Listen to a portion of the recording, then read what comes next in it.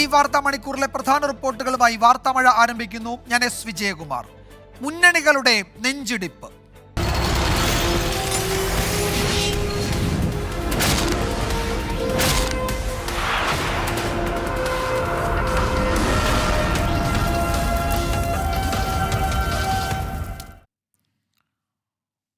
സംസ്ഥാനത്തെ കുറഞ്ഞ പോളിംഗ് ശതമാനത്തിൽ മുന്നണികൾക്ക് ആശങ്ക. ജയപ്രതീക്ഷ പങ്കുവയ്ക്കുമ്പോഴും മണ്ഡലങ്ങളിലെ അടിയൊഴുക്കുകളിൽ സ്ഥാനാർത്ഥികൾക്ക് നെഞ്ചിടിപ്പുണ്ട്. സംസ്ഥാനത്ത് 71.16% പേർ വോട്ട് രേഖപ്പെടുത്തി എന്നാണ് ഒടുവിൽ പുറത്തുവന്ന കണക്കുകൾ വ്യക്തമാക്കുന്നത്. 2019 രേഖപ്പെടുത്തിയതിനേക്കാൾ 6% വോട്ട് കുറവാണ് ഈ ഘട്ടം രേഖപ്പെടുത്തിയത്. ഇപ്പോൾ കെ സുധാകരൻ മാധ്യമങ്ങളെ കാണുകയാണ്. തത്സമയ സംപ്രേഷണം. നമുക്ക് നഷ്ടം ആരും ഭാഗത്തുനിന്നും ഉണ്ടായിട്ടില്ല. നമ്മളെ വോട്ടിലും നമുക്ക് പൂർണ്ണ വിശ്വാസമുണ്ട്. അതുകൊണ്ട് നമുക്ക് വോട്ട് കിട്ടിയ വോട്ട് നമ്മൾ കണക്ക് കൂട്ടി നമ്മൾ ഏതാണ്ട് കിട്ടിയിരിക്കുന്ന കണക്കനുസരിച്ച് നമുക്ക് റിസൾട്ടിൻ്റെ അകത്തും നമുക്ക് മോശം ഉണ്ടാവില്ല.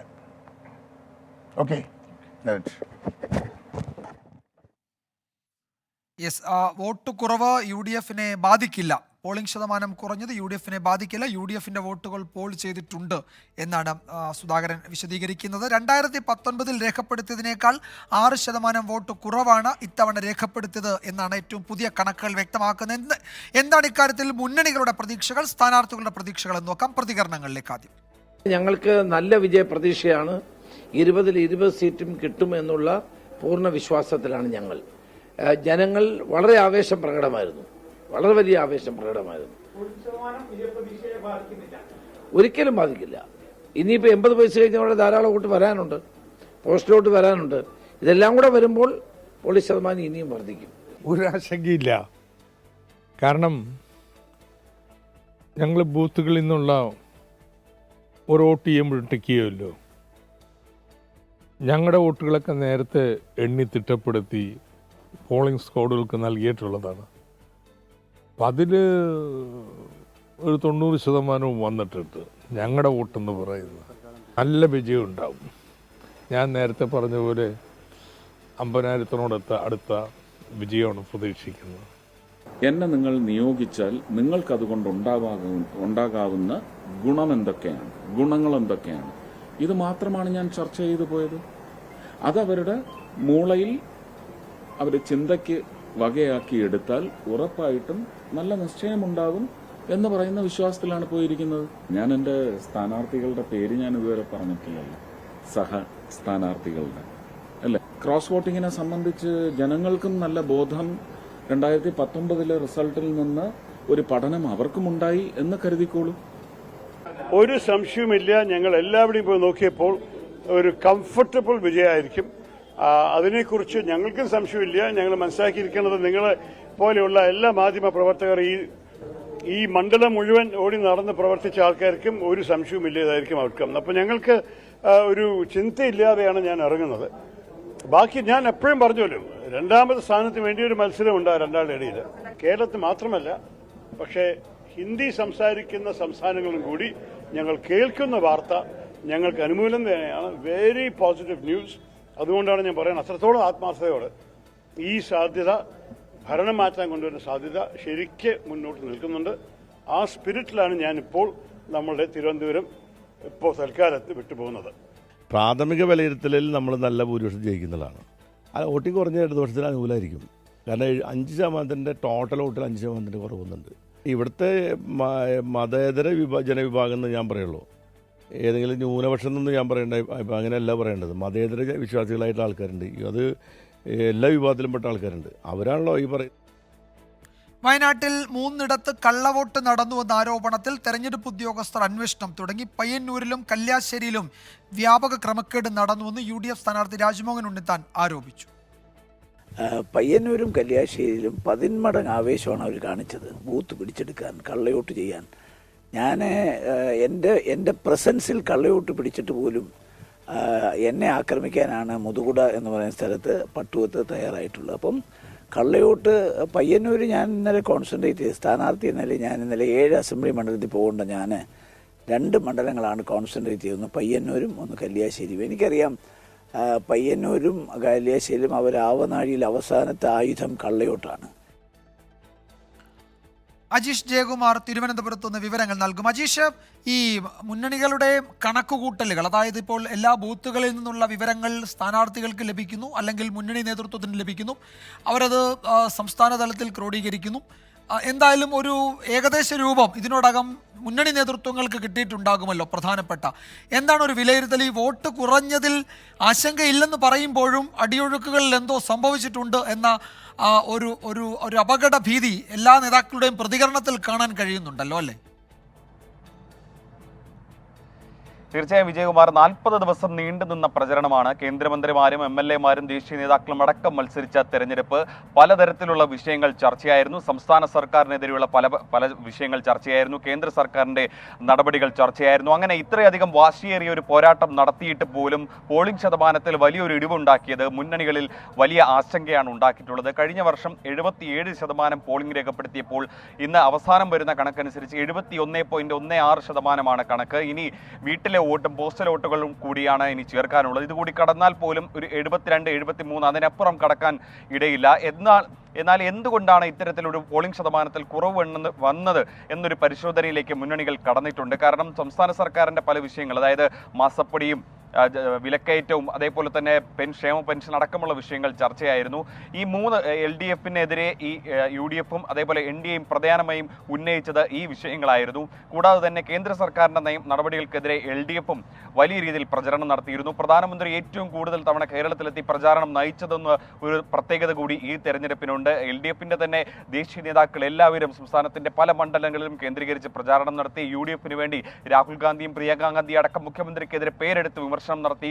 അങ്ങനെ ഒരുപാട് ഘടകങ്ങൾ ഉണ്ടായിട്ടും ഈ വോട്ടിംഗ് ശതമാനം കുറഞ്ഞത് വലിയ ചർച്ചയായിരിക്കുകയാണ്. എന്തായാലും ഈ മുന്നണികൾ ഓരോരുത്തരെയും ഈ ബൂത്ത് തലത്തിൽ നിന്നും കിട്ടുന്ന കണക്കുകളെല്ലാം ഇഴകീറി പരിശോധന നടത്തിയിട്ടുണ്ട്. ഇത് പരിശോധിക്കാൻ എന്തായാലും തിങ്കളാഴ്ച LDF-ന്റെ സംസ്ഥാന സെക്രട്ടേറിയറ്റ് ചേരും. UDF-ഉം NDA-യും എന്തായാലും പരിശോധനകൾ ആരംഭിച്ചിട്ടുണ്ട്. 3 മുന്നണികളും അവകാശവാദങ്ങൾ ഉന്നയിക്കുമ്പോൾ പോലും അടിയൊഴുക്കുകൾ ഏത് തരത്തിലാണ് പോയിട്ടുള്ളത് എന്നൊരു ചർച്ച ഇവർ നടത്തിയിട്ടുണ്ട്. കാരണം ഈ ഇത്രയും അധികം പോളിംഗ് ശതമാനം, ഏതാണ്ട് 5% വോട്ട് കുറയുമ്പോൾ അത് അനുകൂലമാകുമെന്നാണ് 3 മുന്നണികളും അവകാശപ്പെടുന്നത്. എങ്കിൽ പോലും അവർ വിജയപ്രതീക്ഷ, ചില മണ്ഡലങ്ങളിലൊക്കെ ത്രികോണ പോരാട്ടം നടത്തിയ മണ്ഡലങ്ങളിൽ പോലും അത്രയധികം പോളിംഗ് നടത്തിയില്ല. വടകരയൊക്കെ വലിയ രീതിയിൽ ചർച്ച നടന്ന മണ്ഡലം കൂടിയാണ്. ഏറ്റവും കൂടുതൽ സൈബർ ഇടത്തിൽ പോരാട്ടം നടന്നൊരു മണ്ഡലം കൂടിയാണ് വടകര. അവിടെ പോലും കഴിഞ്ഞ തവണ 82% ഉണ്ടായിരുന്നു, ഇത്തവണ 78 കുറഞ്ഞു. പത്തനംതിട്ടയിലും ദേശീയ ശ്രദ്ധ ആകർഷിച്ച ഒരു മണ്ഡലമായിരുന്നു. കഴിഞ്ഞ തവണത്തെ പോലെ പത്തനംതിട്ട തന്നെയാണ് ഇത്തവണയും ഏറ്റവും കുറവ് പോളിംഗ് രേഖപ്പെടുത്തിയത്. 63% ഇത്തവണത്തെ വോട്ടിംഗ് ശതമാനം. അങ്ങനെ പല മണ്ഡലങ്ങളിലും മുന്നണികൾ പ്രതീക്ഷിച്ചത്ര വോട്ടുകൾ കിട്ടിയില്ല എന്നൊരു പരാതി അവർക്കെല്ലാം ഉണ്ട്. എന്തായാലും ഇത്രയധികം ഈ താഴെത്തട്ടിലടക്കം പ്രചരണം നടത്തിയിട്ടും അതെല്ലാം ജനങ്ങൾ ഏറ്റെടുത്തില്ല എന്നൊരു പ്രശ്നം കൂടി ഉയർത്തുന്നുണ്ട്. എന്തായാലും വരും ദിവസങ്ങളിൽ തന്നെ ഈ ബൂത്തുകളിൽ നിന്നുള്ള കണക്കുകൾ, റിപ്പോർട്ടുകൾ മുന്നണി നേതൃത്വത്തിന് കിട്ടും. അതെല്ലാം പരിശോധിച്ച് അവരെല്ലാം ഒരു തീർപ്പിലേക്ക് എത്തും. വിജയകുമാർ. അജീഷ് ജയകുമാറാണ് വിവരങ്ങൾ നൽകിയത്. എന്താണ് മണ്ഡലങ്ങളിൽ വോട്ട് കുറയാൻ കാരണം, അല്ലെങ്കിൽ പോളിംഗ് ശതമാനം കുറയാൻ കാരണം എന്നതിൽ മുന്നണികൾക്കിടയിലും ഒരു ഏകാഭിപ്രായം ഉണ്ടായിട്ടില്ല. അവരതിൽ പഠിച്ചുകൊണ്ടിരിക്കുന്നതേ ഉള്ളൂ എന്നാണ് ഈ ഘട്ടത്തിൽ നേതാക്കൾ പറയുന്നത്. എന്തായാലും അക്കാര്യത്തിൽ ആശങ്കയുണ്ട്, അടിയൊഴുക്കുണ്ടായിട്ടുണ്ട് കേരളത്തിൽ എന്നതാണ് പൊതുവെയുള്ള വിലയിരുത്തൽ. അതേസമയം വടകരയിൽ വോട്ടിംഗ് വൈകിയതിന് പിന്നിൽ അട്ടിമറി ആരോപണവുമായി കോൺഗ്രസ്. UDF-ന് ആധിപത്യമുള്ള ബൂത്തുകളിൽ ബോധപൂർവം വോട്ടെടുപ്പ് വൈകിപ്പിച്ചുവെന്ന് DCC അധ്യക്ഷൻ K. പ്രവീൺകുമാർ ആരോപിച്ചു. ഉദ്യോഗസ്ഥ തലത്തിൽ അട്ടിമറി നടന്നോ എന്ന് ഇലക്ഷൻ കമ്മീഷൻ പരിശോധിക്കുന്നുണ്ട് എന്ന് UDF സ്ഥാനാർത്ഥി ഷാഫി പറമ്പിലും പ്രതികരിച്ചു. കോഴിക്കോടും വടകരയിലും റെക്കോർഡ് ഭൂരിപക്ഷത്തിൽ UDF ജയിക്കും. പല വഴിയിലൂടെയും തെരഞ്ഞെടുപ്പ് ഫലം അട്ടിമറിക്കാൻ LDF ശ്രമം നടന്നെങ്കിലും ഒന്നും വില പോയില്ല. UDF-ന്റെ ചരിത്രത്തിലെ ഏറ്റവും വലിയ ഭൂരിപക്ഷമായിരിക്കും ഇത്തവണ കോഴിക്കോട് മണ്ഡലം ലഭിക്കാൻ പോകുന്നത്. ഇത്തവണ 100,000 വോട്ട് കടക്കും UDF-ന്റെ ഭൂരിപക്ഷം. ഷാഫി പറമ്പിൽ ലഭിക്കാൻ പോകുന്നത് UDF-ന്റെ ചരിത്രത്തിലെ ഏറ്റവും വലിയ ഭൂരിപക്ഷമായിരിക്കും. ഇപ്പോൾ കോഴിക്കോടാണെങ്കിൽ 7 MK രാഘവൻ മുന്നേറും. ഞാൻ ഉറപ്പിച്ച് പറയുന്നു, ഞങ്ങൾ ജയിക്കുമെന്ന് മാത്രമേ പറയുന്നത്, ഭൂരിപക്ഷം 100,000 വോട്ട്. ആർക്കെങ്കിലും വോട്ട് ചെയ്യാൻ പറ്റാതെ പോയിട്ടുണ്ടോ എന്നുൾപ്പെടെയുള്ള കാര്യങ്ങൾ വിശദമായി പരിശോധിക്കേണ്ടതാണ്. UDF-ന് സ്വാധീനമുള്ള സ്ഥലങ്ങളിലാണ് ഇത് കൂടുതലായിട്ട് സംഭവിച്ചതെന്നുള്ള പരാതി UDF കേന്ദ്രങ്ങളിൽ നിന്ന് ഞങ്ങൾക്ക് ലഭിച്ചുകൊണ്ടിരിക്കുന്നുണ്ട്. അപ്പോൾ സംസ്ഥാനത്ത് തെരഞ്ഞെടുപ്പ് അട്ടിമറിക്കാനുള്ള ശ്രമം നടന്നുവെന്ന് AICC general secretary KC Venugopal ആരോപിച്ചു. ഒരു ബൂത്തിൽ മിനിമം 10 കള്ളവോട്ട് ചെയ്യാനാണ് CPM ലക്ഷ്യം വെച്ചതെന്നും KC വേണുഗോപാൽ പറഞ്ഞു.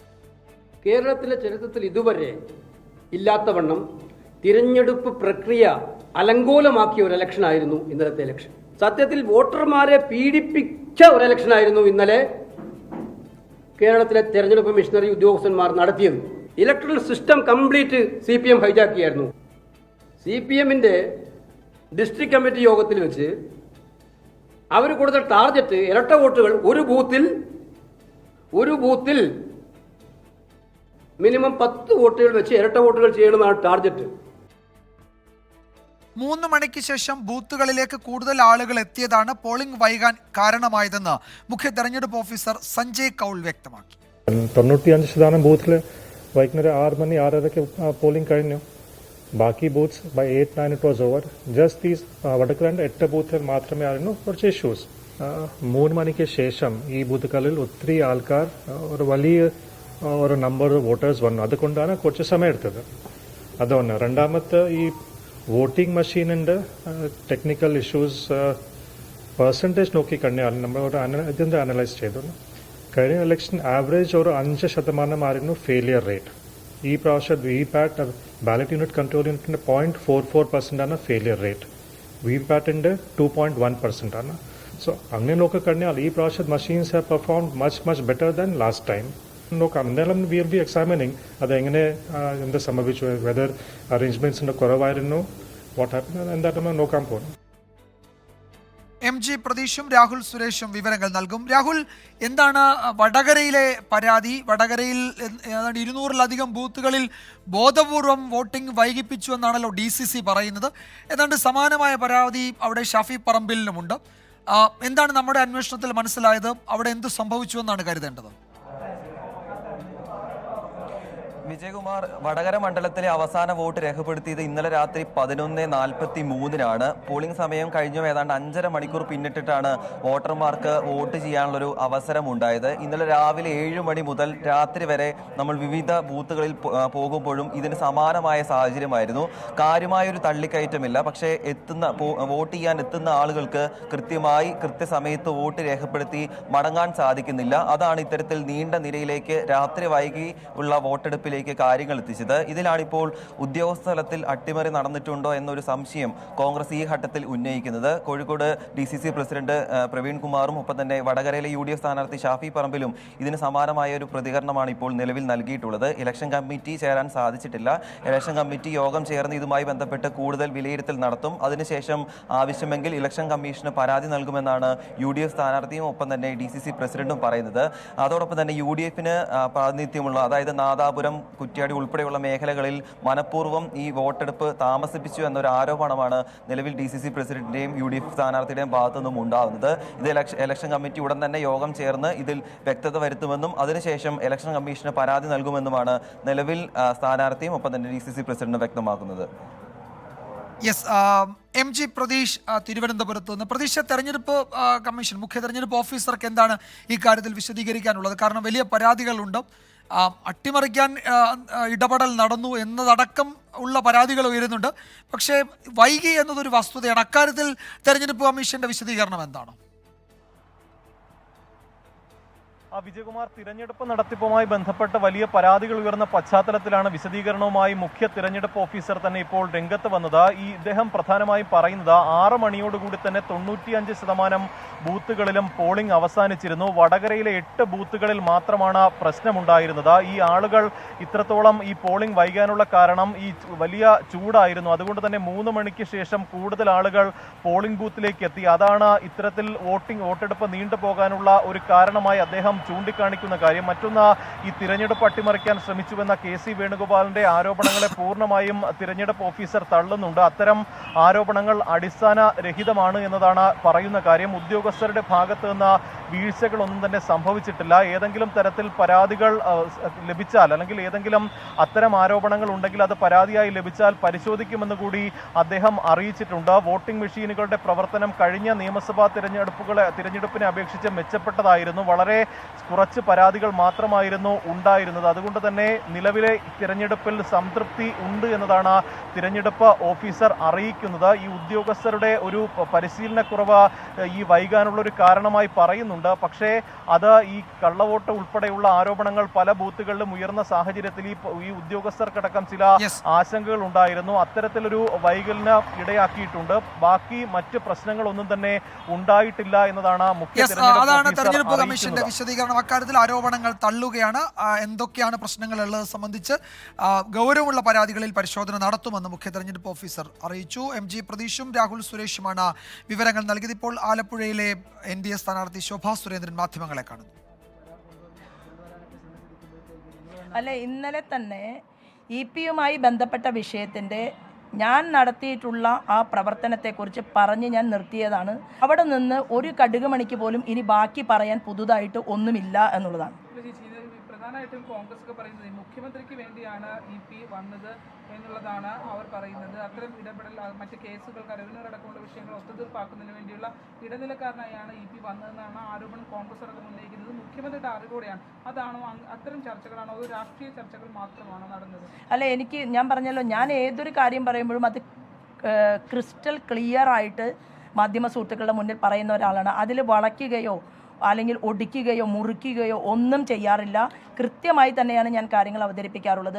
അങ്ങനെയാണെങ്കിൽ കേന്ദ്രത്തിൻ്റെ തന്നെ നേതാവായിട്ടുള്ള KC വേണുഗോപാലിൻ്റെ പാർട്ടിയിൽ നിന്ന് പലരും ഭാരതീയ ജനതാ പാർട്ടിയുടെ അഖിലേന്ത്യാ ലീഡർഷിപ്പുമായി ചർച്ച നടത്തിക്കൊണ്ട് BJP-യുടെ പല പൊസിഷനുകളിലേക്കും വന്നിട്ടുള്ളത് രാഹുൽ ഗാന്ധിക്ക് വേണ്ടി എന്തെങ്കിലും ഡീൽ ഉറപ്പിക്കാനാണോ? അല്ലല്ലോ.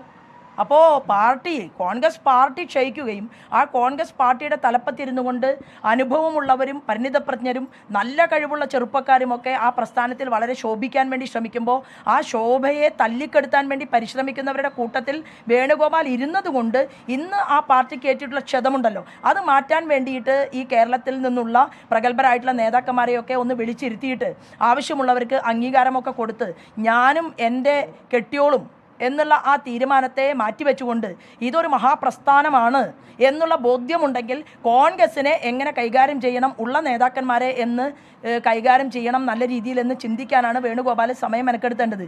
അല്ലാതെ BJP-യെ ഒന്നും പാഠം പഠിപ്പിക്കേണ്ട ഒരു അവസ്ഥയിലേക്ക് വേണുഗോപാലിനെ ഞങ്ങൾ ആരും വലിയ ആളായിട്ട് കാണുന്നില്ല. ദേശീയ തലത്തിൽ അതിപ്രഗത്ഭന്മാരായിട്ടുള്ള കോൺഗ്രസിൻ്റെ നേതാക്കന്മാരുടെ 10% പോലും കഴിവുണ്ടായിട്ടല്ല വേണുഗോപാൽ എന്ന് പറയുന്ന ഈ കോൺഗ്രസിൻ്റെ നേതാവ് അവിടെ കയറിയിരിക്കുന്നത്. അതിനെക്കുറിച്ച് കൂടുതലൊന്നും ഞാൻ പറയേണ്ട ആവശ്യമില്ല. അപ്പോൾ പ്രസ്ഥാനത്തെ വളർത്താൻ ആവശ്യമായിട്ടുള്ള എന്തെങ്കിലും പദ്ധതികൾ ഉണ്ടെങ്കിൽ അത് ആവിഷ്കരിക്കാൻ വേണുഗോപാൽ മുന്നോട്ട് വന്നാൽ നന്നായിരിക്കും എന്ന് മാത്രമേ അതിനെക്കുറിച്ച് ഇപ്പോൾ എനിക്ക് പറയാനുള്ളൂ. EP ജയരാജൻ, പ്രകാശ് ജാവദേക്കർ കൂടിക്കാഴ്ച ചർച്ച ചെയ്യാൻ CPIM. തിങ്കളാഴ്ച ചേരുന്ന CPM സംസ്ഥാന സെക്രട്ടേറിയറ്റ് വിഷയം ചർച്ച ചെയ്യും. യോഗത്തിൽ EP ജയരാജൻ നേരിട്ട് വിശദീകരണം നൽകും. EP ജയരാജൻ BJP-യിൽ പോകുമെന്നത് പച്ച നുണയെന്ന് CPM നേതാവ് MV ജയരാജൻ പ്രതികരിച്ചു. വിഷയം ആയുധമാക്കുകയാണ്. അതേസമയം കോൺഗ്രസും പ്രതിപക്ഷവും നേതാക്കളുടെ പ്രതികരണങ്ങൾ അത് വ്യക്തമാക്കുന്നു.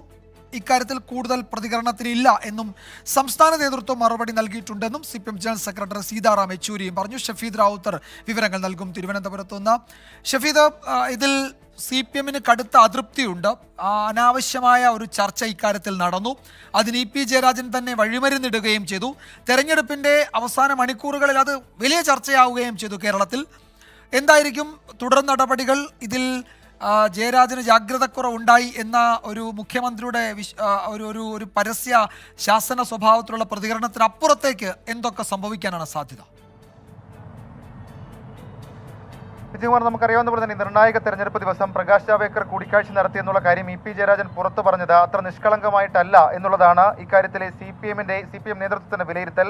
മാത്രവുമല്ല, നെയ്യാറ്റിൻകര ഉപതെരഞ്ഞെടുപ്പ് ദിവസം VS അച്യുതാനന്ദൻ TP ചന്ദ്രശേഖരന്റെ വീട് സന്ദർശിച്ചത് സമാനമായാണ് ഇതിനെയും പാർട്ടി നോക്കിക്കാണുന്നത്. ഇക്കാര്യത്തിലുള്ള പാർട്ടിയുടെ അതൃപ്തി ഇന്നലെ മുഖ്യമന്ത്രി തന്നെ തുറന്നു പറഞ്ഞിരുന്നു. വാക്കുകളിൽ അതൃപ്തി പ്രകടിപ്പിച്ചതിനപ്പുറത്തേക്ക് നടപടികളിലേക്ക് കടക്കണമെന്ന പാർട്ടിയിൽ ഇതിനോടകം തന്നെ അഭിപ്രായം ഉയർന്നിട്ടുണ്ട്. വിമർശനങ്ങൾക്കപ്പുറം നടപടി കടുപ്പിച്ചാൽ സ്വാഭാവികമായും ഇത്തരം കാര്യങ്ങൾ ആവർത്തിക്കില്ല എന്നുള്ളതാണ് CPM-ലെ ചില നേതാക്കളുടെ ഇതുമായി ബന്ധപ്പെട്ട അഭിപ്രായം എന്ന് പറയുന്നത്. ഇന്നത്തെ കോൺഗ്രസ് നാളത്തെ BJP എന്നുള്ള LDF-ന്റെ തിരഞ്ഞെടുപ്പ് ക്യാമ്പയിൻ ആ പ്രചരണത്തിന് തന്നെ അതിനെ റദ്ദാക്കുന്ന തരത്തിലേക്കുള്ള ഒരു നീക്കം അത് LDF കൺവീനറുടെ ഭാഗത്തു നിന്നുണ്ടായതിൽ ഘടകകക്ഷികളിലും അതൃപ്തി ഉണ്ട്. ഏറ്റവും പ്രധാനപ്പെട്ട കാര്യം ഏതായാലും തിരഞ്ഞെടുപ്പ് വിലയിരുത്താൻ വേണ്ടി തിങ്കളാഴ്ചയാണ് CPM സംസ്ഥാന സെക്രട്ടേറിയറ്റ് യോഗം ചേരുന്നത്. ആ യോഗത്തിൽ EP ജയരാജന്റെ ഈ വിവാദവും ചർച്ചയാകുമെന്നുള്ള കാര്യത്തിൽ തർക്കമില്ല. അതേസമയം ശരി ഷഫീദ, തിങ്കളാഴ്ചയാണ് CPMന്റെ സെക്രട്ടേറിയറ്റ് ചേരുന്നത്. സംസ്ഥാന സെക്രട്ടേറിയറ്റിൽ ഈ വിഷയം ചർച്ച ചെയ്യുമെന്ന് തോമസ് ഐസക് തന്നെ ഇന്ന് മാധ്യമങ്ങളോട് പറഞ്ഞു. സാധാരണ അത്തരം പരസ്യ പ്രതികരണങ്ങൾ ഉണ്ടാവാറുള്ളതല്ല, ഇത് ചർച്ച ചെയ്യുമെന്ന് തോമസ് ഐസക് തന്നെ ഇന്ന് വ്യക്തമാക്കുകയും ചെയ്തു. അതുകൊണ്ട് CPMൽ വലിയ ചർച്ച ഈ വിഷയത്തിൽ നടക്കുന്നുണ്ട് എന്നത് തന്നെയാണ് ആ പ്രതികരണങ്ങളിൽ നിന്നും വ്യക്തമാകുന്നത്. ഇത് റിപ്പോർട്ടോടെ വാർത്താമഴ അവസാനിക്കുകയാണ്.